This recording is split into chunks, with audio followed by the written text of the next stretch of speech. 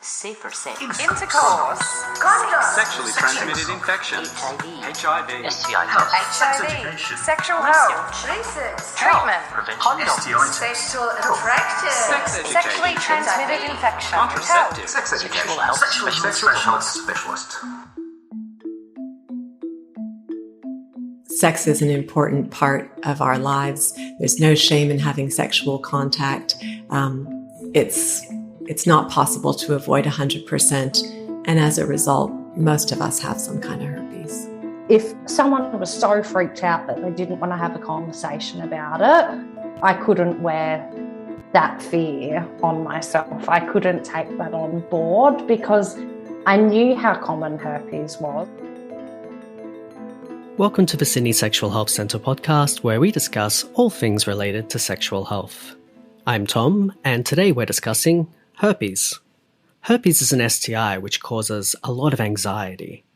But is it really all that bad? To help answer this question, I'm joined by Samantha Blake from the Sexual Health Info Link. You haven't done anything wrong. There's absolutely no shame in getting herpes. That doesn't mean that there isn't stigma related to herpes. I'll then be speaking to Stephanie de Vries, who will share her lived experience. You would tell someone that you had herpes and you don't know how they are going to react to that news. But first up is Samantha Blake. Sam is a clinical nurse specialist at the Sexual Health Info Link. This is a phone line where people call up and get clinical advice on various questions to do with sexual health. Look, I went into nursing knowing that I wanted to work in primary care, health promotion in some capacity. And, I think as a queer person, as someone who had worked in the sex industry myself in the past, I was really drawn to sexual health. Of course, sexual health is relevant for, anybody who is sexually active, but the impact of HIV and STIs and stigma around sexuality is certainly, affected queer people, people who are doing sex work, people on the margins in different ways disproportionately. Yeah, my interest in health has always been tied up in my interest in justice. So sexual health sort of is the intersection of all that. And for nurses, it's one of the areas in health where you can work pretty autonomously. You get to work across clinical care, health education, and promotion. And so that was an exciting space for me. And I get to do my favorite part of sexual health, which is actually talking about sexual health. I feel really honored to be, trusted with people's vulnerable and intimate questions. I feel like so many gaps in people's sexual health knowledge. And so being able to provide really practical information has huge impacts on people's lives. And that's really fulfilling for me. The Sexual Health Info Link has been running since 1989. It's a 1-800 number where members of the public and health professionals can call to get advice around sexual health topics. And there's a huge range of reasons that people call on the line. It's really common that people will call because they've had a recent sexual experience that has triggered some concern about STIs for whatever reason, and they're trying to find out, what they're at risk of, whether they need to get tested, where to get tested. Lots of calls with people who've got symptoms of something that they're concerned about and are wanting to get advice. But one of the things that I think is really special about the information line is that it's a place where you can often spend a little bit more time getting information about something that you've been diagnosed with, for example. So, oftentimes people will find out that they've got HPV on a cervical screening test, or they'll get diagnosed with herpes at a GP or a sexual health clinic.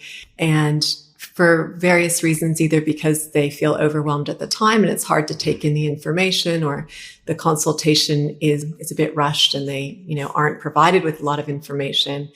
It's so valuable in health to be able to walk away from that consultation, have a think about what you need to know, and then come back and be able to ask questions in, not a super rushed sort of way where the priority is just getting the information you need. So a lot of the calls we get are about people just seeking more information about an infection that has impacted them some way, whether they've been diagnosed or a partner has, or whatever the case may be. And of course, a herpes diagnosis is a major reason why people call. Look, herpes is one of the most common reasons that people call the information line. And really interestingly, the primary issue is the way that it affects people's feelings about themselves, about their body, about their relationship and their future prospects. So, I guess there's a few different kind of ways that people present issues around herpes. So sometimes it can be in the midst of a very new diagnosis. And, the vast majority of people who have herpes actually get really mild symptoms and might actually have no idea that, that occasional little rash that they get that comes and goes is herpes, or, they might have noticed a small cut that they weren't sure where it came from, heals in a few days, and they actually never get diagnosed with herpes because the symptoms are so mild. But there's a certain proportion of people that get the classic primary symptoms of herpes, which is painful blisters, and sometimes you can even feel sort of a whole body sickness where your immune system is just flared up. So it's like you feel feverish as well. So sometimes we get calls from people who are in the midst of that flare and are very overwhelmed by the experience. If you've ever had pain, you know that it can take up so much of your mental and emotional energy and make you very raw as well. So they're both dealing with like the physical discomfort, not being able to think about anything else. And then they're swimming in the stigma of herpes, which says this is an infection that you have for life. This is, the worst STI out there. It's never going to go away. What does it mean for future sexual relationships? How are you going to tell your partner? So in those kind of cases, it's really about, first of all, acknowledging people's experience. It's painful and that it's real, and giving them the space to, have the feelings that they're feeling. Then, we want to talk about what is the pain management, because the first thing we need to do is make sure that taking care of yourself and your body. And so giving some advice about, simple analgesia. Sometimes people forget that Panadol and Nurofen not just for headache. Sometimes people will stop drinking water because it hurts to pee. So giving people information about actually drinking more water is going to dilute your urine. It's going to make it less painful to pass urine. And it's really important to not end up holding your urine, which can cause other problems. Peeing in the bath or pouring water over yourself when you're going to the toilet can also help with that. So we talk through some different strategies there. While there is no cure for herpes, there are treatments that help to manage symptoms. However, one of the major concerns that people newly diagnosed with herpes have is disclosure and whether they need to tell prospective sexual partners. So the majority of people who call, because most people have mild symptoms, are actually just coming from that place of, I've been diagnosed with herpes. I don't really understand what it means, but I'm terrified of how it's going to affect my relationships. I don't know how to talk about it. Will anyone accept me? That kind of thing. So oftentimes I'll start with, well, let's back up and talk about what herpes actually is. There's a huge range of knowledge about herpes, but essentially most of us actually have some kind of herpes. So I'll start with that. The majority of us have some kind of herpes, but we don't know about it. And the reason is, what I've alluded to a bit before, is that the majority of people who have herpes have such mild symptoms that they never get diagnosed. It's also not part of routine STI screening. So even people who are really diligent about their sexual health care and always get an STI test whenever they start a new relationship or at regular intervals, they will assume sometimes mistakenly that they're being tested for herpes, so they don't have herpes if nothing ever comes back positive. But in fact, the only reliable test that we have for herpes is a swab test that relies on when you have symptoms. So if you don't have symptoms, we're not testing for herpes. Another common form of herpes is the cold sore.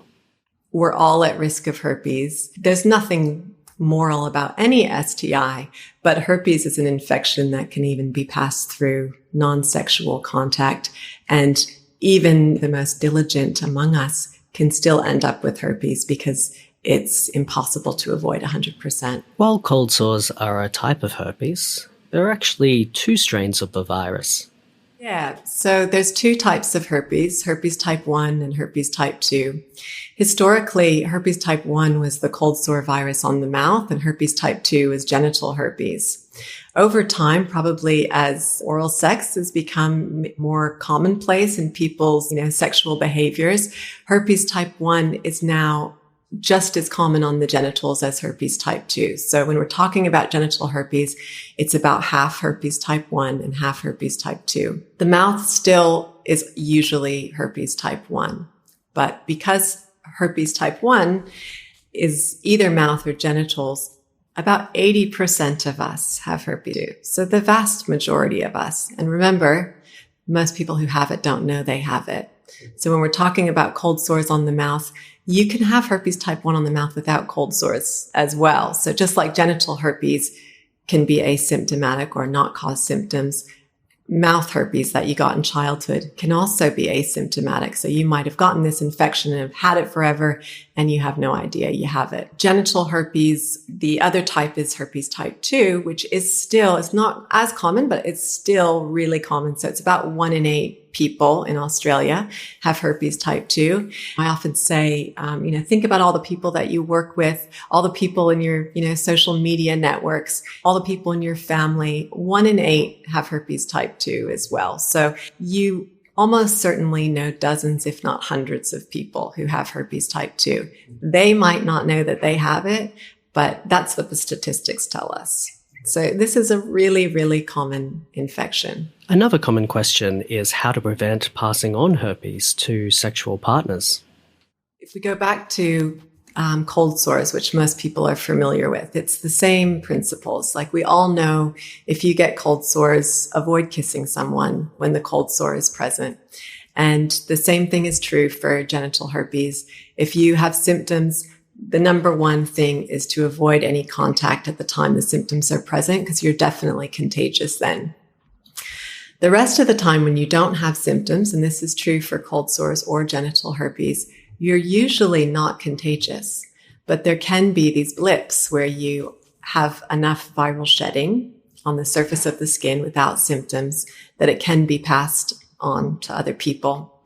So because we can't say exactly when those blips are happening, and it might be 1 hour in the month and you can't predict when it is, we say it's a low risk of passing it on when you don't have symptoms, but it's never going to be no risk. You can decrease that low risk even further by using condoms for penetrative sex, using dental dams for oral sex on the vulva or the anus. But nothing is 100% if there is skin to skin rubbing in those general areas. So the genital herpes can be anywhere from the whole kind of pelvic area, inner thigh, buttock, even lower back. And oral herpes is, around the lips and the nose typically. It's possible to get herpes actually anywhere on your skin, particularly if you have a cut on the skin as a good pathway, but it's most easily transmissible to the genitals and the mouth. Now, if you already have herpes, so, if you find out that you've got herpes and you talk to your partner about it and they have the same type of herpes, even if it's on a different part of the body, so one person has herpes type 1 on the mouth and the other has herpes type 1 on the genitals, it's actually really unlikely that you'll infect each other on the other sites that you're exposed to, because once you have the infection, you develop antibodies to prevent it from spreading all over your body. So you can imagine if it was, after you got herpes type 1 as a child, how many times throughout your life you're touching your face and touching all parts of your body. If it was easily spread, then we'd all be covered in herpes. But it prevents, luckily your body prevents that self-inoculation, and it also prevents getting infected in another site, even if you're exposed there. Not 100%, but it's rare to have the infection, the same type of herpes in more than one location. For those people who do have severe symptoms, there is medication available. Not everybody requires any treatment, any medication. And so it's important to let people know that the medicine that we have is not important for their health, like to prevent, having complications or something like that, the antiviral medication we have can be really useful at reducing the severity of symptoms. So if you take it right away at the first sign of symptoms, it sort of jumpstarts the healing process so that it doesn't keep kind of getting worse and then heal later on. So it kind of cuts that arc off and starts the healing process a bit sooner. So it both is less severe and heals faster. So that's really important for people who have uncomfortable symptoms.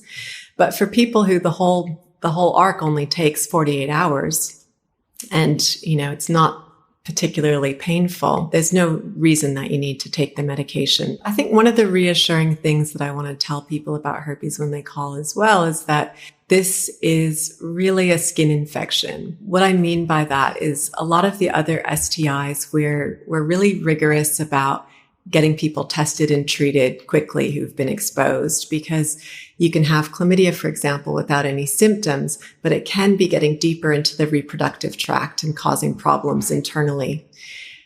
Herpes is an infection that really just affects the skin. And the issue is just if you're having irritation on your skin. So if you don't have skin symptoms, you don't need to worry that the infection is doing something else to your body.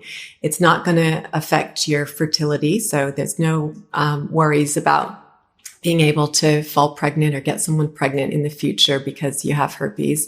Unlike, some other STIs, there's no connection to cancer. It's not an infection that is linked to causing cancer in the long term. As I said before, if anything, the symptoms tend to get less and less over time rather than becoming more complicated or serious over time.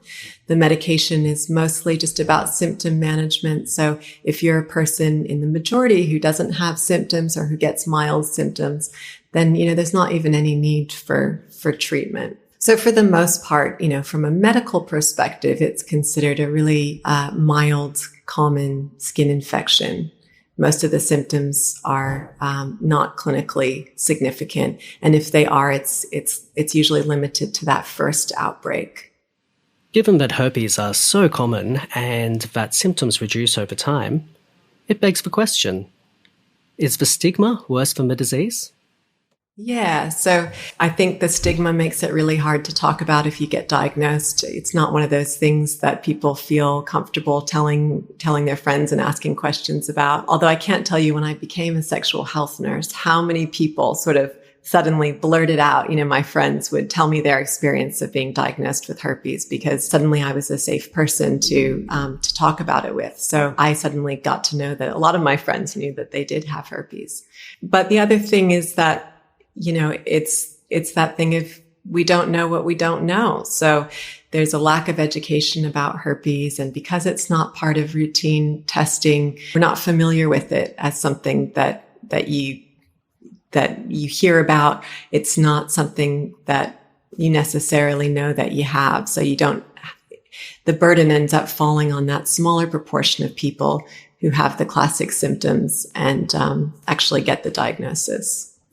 Because people who are diagnosed with herpes and had a bad, who've really taken it to heart are the people who are actually most concerned for future partners and, want to do the most to protect that person, want to do the most to be transparent and honest with that person. But what can happen is that they may inadvertently really reproduce the stigma by the way that they disclose to people. Someone who's had a really traumatizing experience emotionally with the diagnosis might approach it with a new partner like, I want to tell you something about myself that is the worst thing that's ever happened to me. A few years ago, I got diagnosed with this infection and it was so devastating that I cried for weeks. I couldn't sleep. I couldn't eat. I haven't been able to talk to anyone about it. Something that I've had counseling for and I've read up on and I've, done all this work around. And I'm telling you because I never would want that to happen to you. And you can see how that's actually really vulnerable and authentic and it comes from a caring place, but it also sets the person up to go, this is really serious and this is really, really scary. It's really important when you talk to someone to first off, make sure that you've had the space to process what your emotional experience has been with this diagnosis. I've given you the information about the clinical side of things, but how it's made you feel about yourself and your body and your sexuality, what it's brought up for you, is something that sometimes you need some time to process, and even with a counselor or professional to work through that so that you can actually come to a potential partner out of that space of deep shame and grief and instead come with the facts. So, often I suggest bringing it up in the context of cold sores because most people know what that is. They're familiar with it. And there's a lot less stigma around it. So you can bring it up in the sense of, have you ever had cold sores growing up or know someone who did? And invariably, if they haven't had it themselves, and that's a good opening for them to be able to disclose that they had it in a safe way, which is great. But even if they haven't had it, they've almost certainly know someone who is. Then you say, well, I have that infection as well. I ended up getting it on the genitals. This is what it's meant for me. At first, I thought it was a really big deal, but I've actually learned that it's incredibly common, and so common that most of us have it, and most people don't know that they have it. Sam has recommended some trustworthy websites that you can go to find out more information about herpes. The links are in the description. If you're thinking of disclosing a herpes diagnosis to a sexual partner, why not send them this information? Or share this podcast.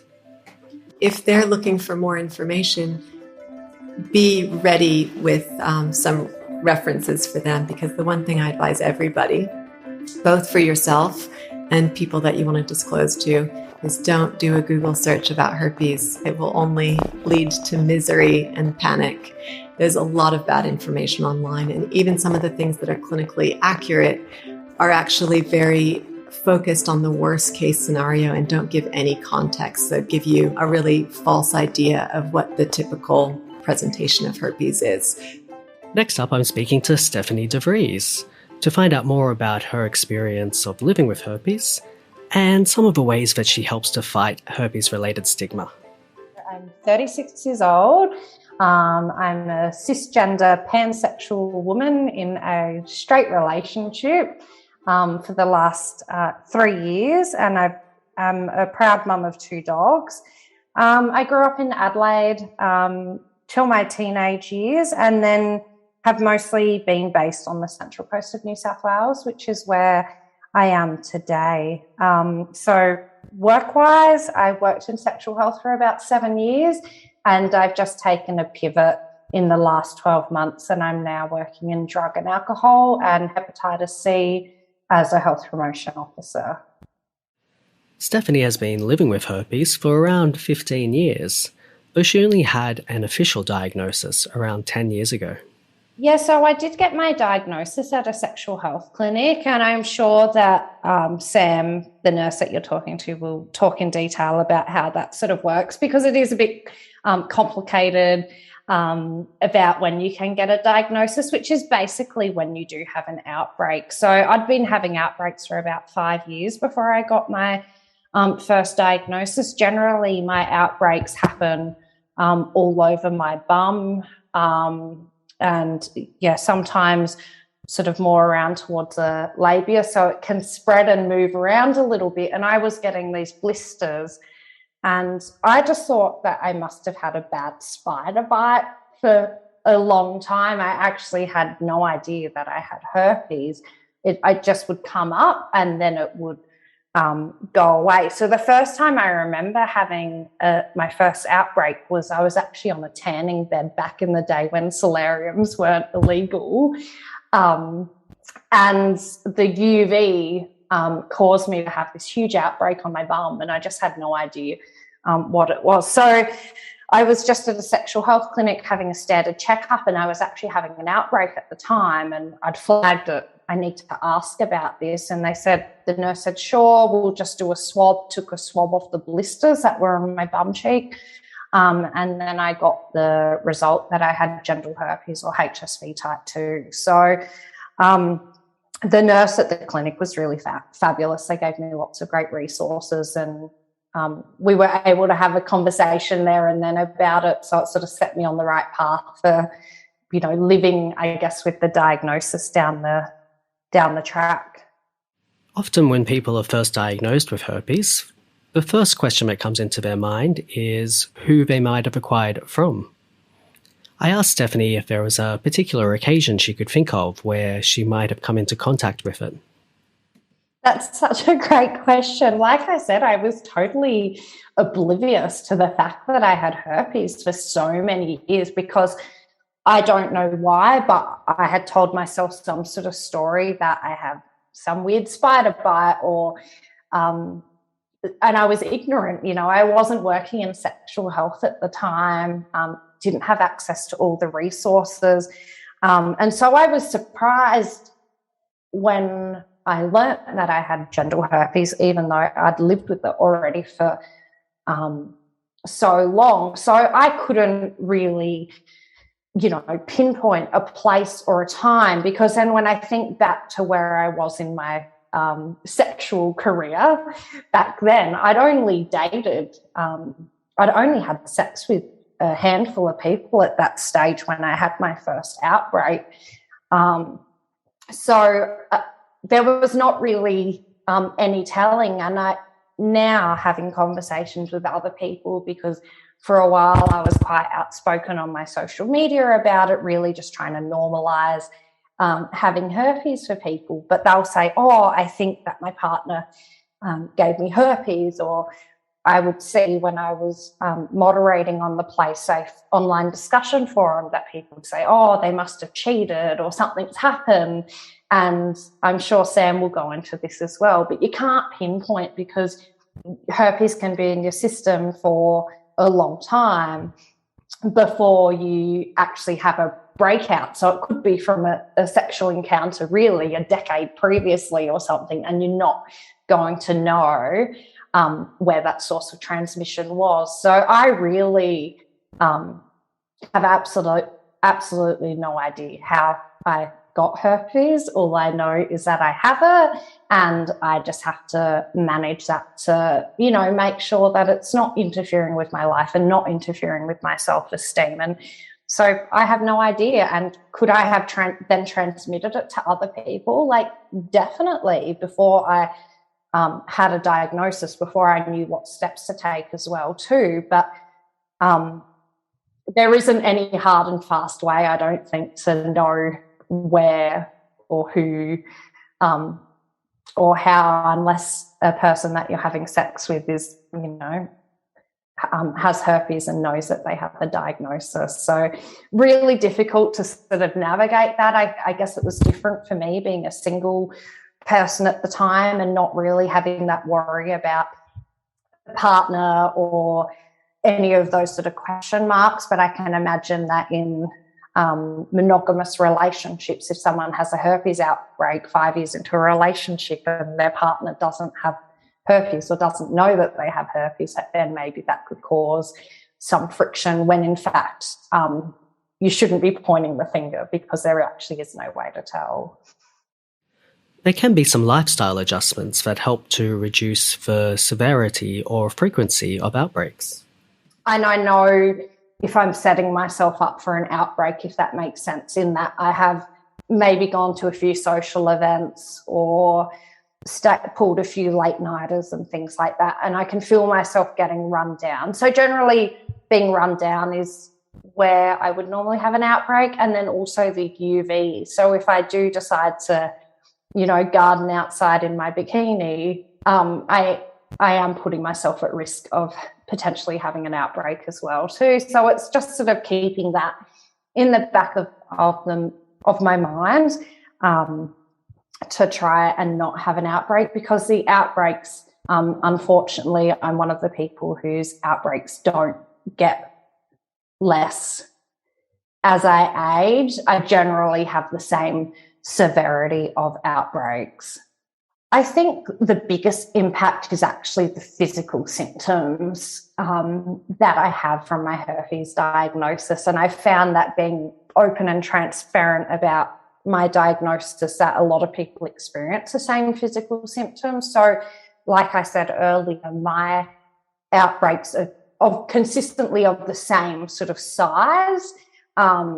So I end up with quite a large herpes outbreak, about the size, up to the size of the palm of my hand. It's a lot of space. And then what happens is that my glands in my groin are then becoming inflamed from the herpes. And then I'm getting a lot of pain as well too, and that pain can sort of be going down my legs. And so the physical symptoms can sometimes be really difficult to deal with, because especially if I've got a big outbreak all over my bum and I'm sitting in a chair for 8 hours of the day as well too, I can be quite uncomfortable. So for me, the physical side of the outbreaks is always the hardest. And when I was single and dating and hooking up, I didn't know if I was going to be having an outbreak. And then so it was always navigating those sexual encounters or having that conversation with people, especially if when we're meeting up to have a drink, hopefully to hook up later. And then I'm like, well, here's a dampener for you. I have an active herpes outbreak. And so having those conversations with people on top of the sort of physical symptoms, it was then having to have those conversations with people that I was dating that were potential sexual partners about my diagnosis, because I really wanted to be transparent about it. And I also, like you said, there's a lot of stigma around STIs in general. And I think that herpes is definitely the STI that gets a worse stigma, and it's been around for such a long time. So you would tell someone that you had herpes and you don't know how they are going to react to that news. And then are they going to be curious about it? Are they going to want to find out more about the condition, or are they going to shut it down and not want to talk to you anymore or see you again? And so navigating that, I think, is definitely tricky. I'm very comfortable in navigating that. I was really fortunate with my diagnosis. I had a great nurse who put me onto great resources. And then also working in sexual health over the years has expanded my knowledge. So I come from a position where I have a lot of knowledge and I can actually be reassuring to someone. We can talk about creative ways to, reduce transmission. And I think too, when it comes to STIs and when it comes to sex in general, it's allowed to be a little bit funny. It's allowed to be a little bit creative, and herpes just really pushed me out of my comfort zone to learn how to have these conversations. But at the end of the day, if someone was so freaked out that they didn't want to have a conversation about it, I couldn't wear that fear on myself. I couldn't take that on board, because I knew how common herpes was. I know I'm not, I can't remember what the number is, but it wasn't really that big of a deal to me. But if they were going to make it a big deal because they were carrying that sort of societal stigma around, I was like, that's fine. While the physical symptoms can cause discomfort, a lot of the anxiety around herpes really comes from stigma. By talking about it openly, we hope to normalize these conversations and hopefully make it a little bit easier for the next person. When I had been really upfront on social media, so I'd post a picture of my bum in full herpes outbreak glory, and it would always be my most engaged social media post, which I thought was hysterical, because I thought my face was so much, my selfies were so much better looking than my herpes bum. But people would really engage. And then I would always say, if you want to have a DM chat, get in touch. And people would get in contact. And, people that I've known for a long time, they said, I've been living, with herpes for a few years, and I'm worried about having these conversations and navigating this in my relationship, or, did my partner cheat on me? And all of these questions would come up. And it, would always be like, no, your sex life isn't over. You need to arm yourself with the resources so you know how to talk about it with people. Learn about your different treatment options for you. It's not curable, but you can definitely manage your herpes very easily. Either you can take suppressive medication or you can take episodic medication. It's super common. There's creative ways to have sex and to, protect your partner as best you can. And yeah, not to think that it's the end of your life or it's something to be ashamed about, because really, like physically, yeah, the symptoms can really suck for some people, but in your day-to-day, I don't think it doesn't have any bearing on me. It's no indication of, whether I'm a good or bad, in air quote, person, or it doesn't affect, how I move through the world. And I just think that knowledge is power, and the more that you learn about it, the more you can educate yourself and then educate the people around you and pull people up if they make a joke about it or say something stigmatising about it. You've been listening to the Sydney Sexual Health Centre podcast, where we've been discussing herpes. To stay up to date with the latest information in sexual health, you can follow us on Facebook, Twitter, and LinkedIn. We've also put a bunch of useful links in the description if you want to find out more. Have you been diagnosed with herpes or know somebody who has? Why not share this podcast with them? They might find the information in it useful. If you like the podcast, please share and subscribe.